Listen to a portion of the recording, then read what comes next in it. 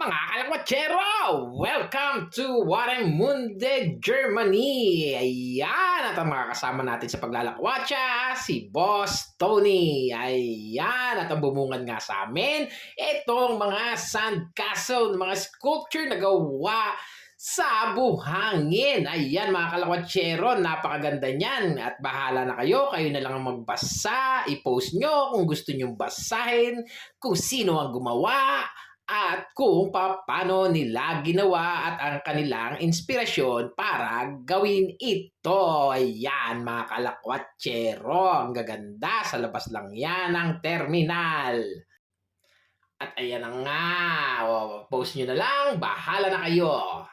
At pumasok nga kami dito sa isang pamilihan na may restaurant at naubos ang konti nating baong German. Ayan, at nakita ko itong maliit na Roro na napaka-cute at napakaganda. Ayan, kung i-zoom in nyo, may magandang chicks ding nakasakay. At dito na nga, ito ang tren, ang endpoint ng tren na ito patungo sa iba't ibang bahagi ng Germany. Ayan ang Tubibo. At eto na nga, naglalakad kami at nakita namin dito may mga naglalambitin. At ang kanilang record ay 2 minutes and 3 seconds. Kayang-kaya ko sana yan, pero tanggap ko naman sa sarili ko na matanda na ako. At eto nga, dito na kami, tumawid na kami sa tulay patungo sa napakagandang lugar. At ayan, eto na nga, at sabi ko kay Tony, "Hoy, suplado, kumaway ka naman dyan, kaway-kaway!" At nakita ko nga ito, mga sumpaan. Kamusta naman ang mga nagsumpaan at ikinadena pa at padlock dito? Kamusta naman kayo?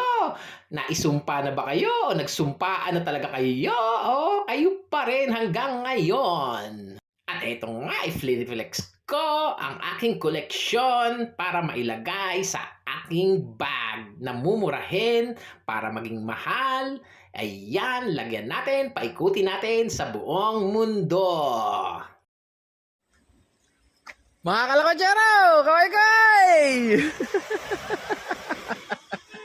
So, dyan sa kamag-anak ko sa Pilipinas. Dito kami sa Germany. Ikaw, hindi ka mananawagan? Hindi na. Wala. At si Boss Chris. Huli na huli. Oh, kalakwatsero, shout out. Lakotsero, shout out. Shout out. Mga kalakwatsero, ano nga nakain nyo? Diba? Eh, Mga German yan, mga German. Sprackenheiten. Dakohuten? Thank you. Tikman mo. Subukan muna, subukan. Subukan. Pre, magkano yan? 8 no? Ay, 6. Oh. At yun na nga sila ang mga lakwatserong nakasalubong natin dito sa Warnemünde. Ayan, at dito manghang-mangha ako sa mga gusali at mga kabahayan na napakaganda. At ang target natin ay syempre papunta tayo sa simbahan dahil linggo ngayon. Ayan, ipiplex ko lang ang simbahan. At ito, dumiretso nga kami rito sa napakagandang gubat na ginawang plaza. Ayan, ang ganda, lalakihan ng puno, at naggagandahang mga kababaihan. Bulaklak pala, sorry. Ayan, napakaganda mga kalakwatsero. At hindi namin akalain na sa dulo nito, isa palang beach. Napakagandang beach, napakagandang white sand, napakaganda nilang lahat. At ayun, busog na busog ang mata ng lakwatsero. Pero syempre, hindi ko na ipiplex yun. Papakita ko na sa kanyo ang napakaganda nilang beach shoreline. Ayan mga kalakwatsero. Dahil nga dyan, nagaya si Boss Tony. Tara na, umalis tayo rito. Ikaw talaga. Ayan. At dito nga, nakita namin ang Tianggian. Ayun, napakahaba. At ang daming tao. Ayan. At eto nga, nakita pa ako ng polar bear. Aba, pagkalaki-laki tuwa-tuwa ang mga bata. At eto, napakagandang tower. Gusto ko sanang umakyat, pero may bayad. Ayan. Kaya, dire-diretso lang at napunta kami dito sa mga kabahayan na napakaganda ng kanilang mga bulaklak.